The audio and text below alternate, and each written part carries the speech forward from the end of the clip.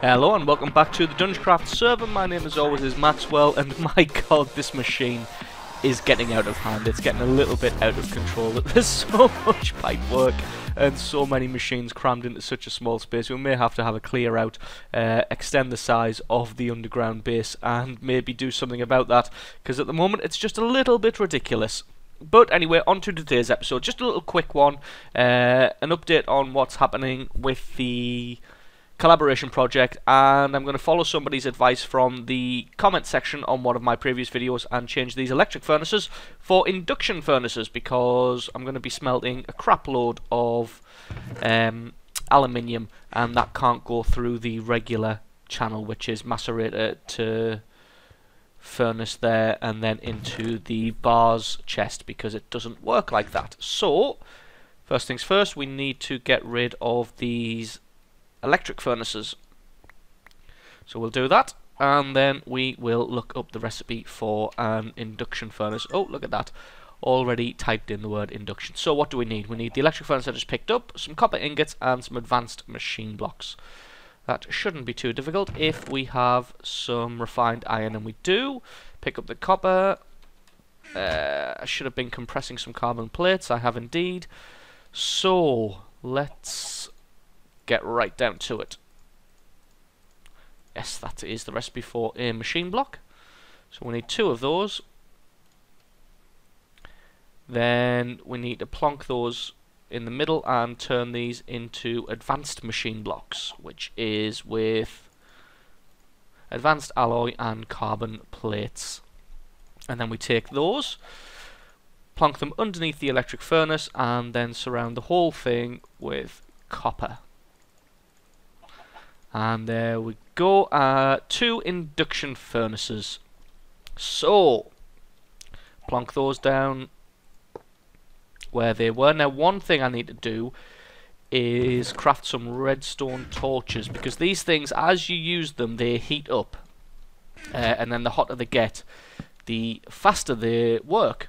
But when they're not smelting, they lose heat.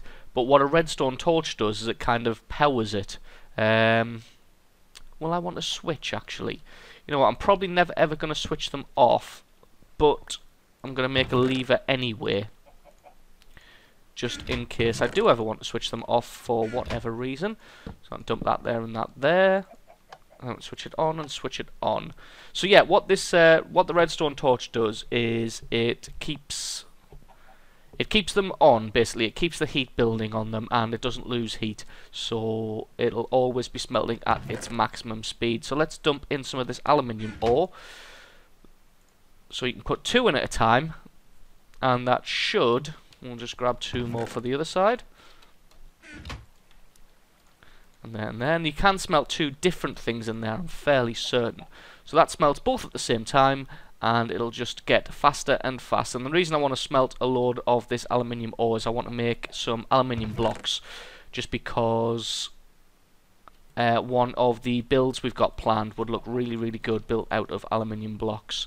Especially the power plant for our collaboration project, which I'm probably going to go and take a look at now. Actually, I'll go over and show you that. So we realised for Pyro's Eater of Worlds project, we are going to need a crap load of power. So we're going to be making a nuclear reactor. We may even make a HV solar array and a solar power plant, but that's possibly going to come second. Firstly, we're going to build ourselves a nuclear reactor, because this thing, not just Eater of Worlds is going to take a crap load of power to power it, but also the sorting facility, the big red brick factory that you see there, that is going to take a crap load of power to power all of the machines and everything that we've got planned. In fact, I'll take a little detour into there and I will show you exactly what we mean. As you can see, we've already started loading up with resources that we might need. This was kindly donated by myself and Silent Mist being probably the richest guy on the server at the moment, so easily able to afford most of this stuff, and I was able to chip in a lot of things as well. So as you can see, we've sort of planned out in blocks where everything's going to go. So we've got 2 macerators, induction furnace, extractor and compressor. Blue electric furnaces up there. I'm not sure what's going on that side, maybe just a copy, but it's down here where it gets a little bit more complicated. We've got chests and chests all the way along, and block auto crafters, because what we're going to be doing is the resources that we mine out, so say all the iron and the copper and everything, they are going to be stored as blocks, because then we can store more of them, because a block obviously is 9 ingots. Sorting machine for blocks, final sorting machine, and then over here we've got filters, macerators, induction furnaces with more filters, or ender chests, and this was our little experiment here. As you can see, we were just experimenting with an induction furnace here earlier with transformers and what are these? MFSUs and Lapotron crystals. So these things all need to be broken before we start, because they were just experiments. So this is basically what the downstairs is going to look like. This is just the block auto crafters, more block auto crafters. Well, there are a lot of there are a lot of blocks to be crafted, to be fair. Oh, we have more things. Lapotron, ender chests, and MFSUs. So there we go.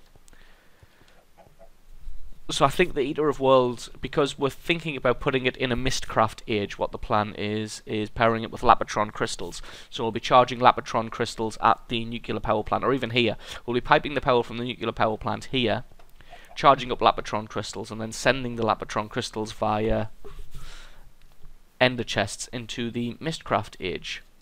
That's just our big notice board of things. So this is going to be the power plant. He is just going to be a little guard post just for aesthetic reasons. It's not going to serve any purpose. This is going to be the main building, which I'm thinking about making out of aluminium blocks, making it 2 stories high, but the upper story is going to be made out of glass just to give it a funky look. This is going to be a tall, thin tower, and these things are going to be the conning towers of the nuclear power plant. So they're the sort of the towers that start wide, dip in a little bit thinner, and then go a little bit wide again. Not 100% sure how we're going to build that out of Minecraft blocks, but I'm going to give it the best shot that we can. The material is maize stone blocks. I just found those while looking through NEI, and they looked fairly cool, so I decided to build the towers out of maize stone blocks. The only problem with that is you can't craft maize stone blocks, so what I'm going to do is craft regular stone bricks.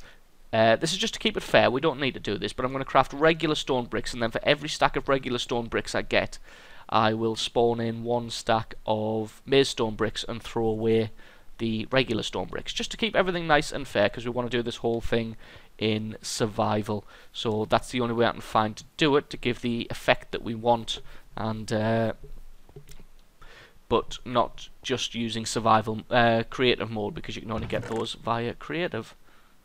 Huh. Logic Matrix Programmer. I've got a load of those, still no idea what they are for. So that is the sorting depot with the planned machine locations. That is the foundations of the power plant, nuclear power plant.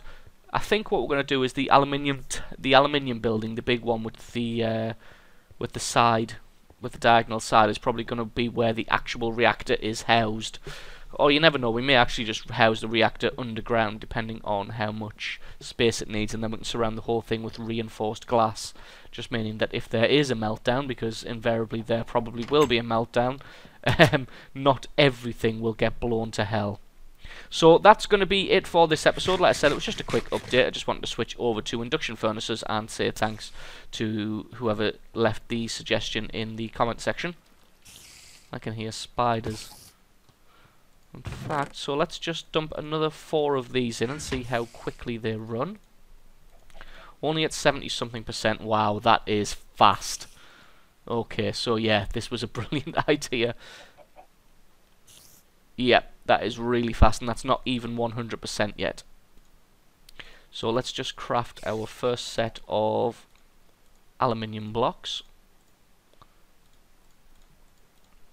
And there we go. Well, that's ridiculous to sort out, but this is what they look like. There we go. So I thought that just looked nice and clean, and that would make a cool looking nuclear power plant because of just how nice and pristine and white it is. I think I'm probably going to have to take some donations of aluminium from all of the other guys in order to build everything, because it's going to take a lot of these aluminium blocks.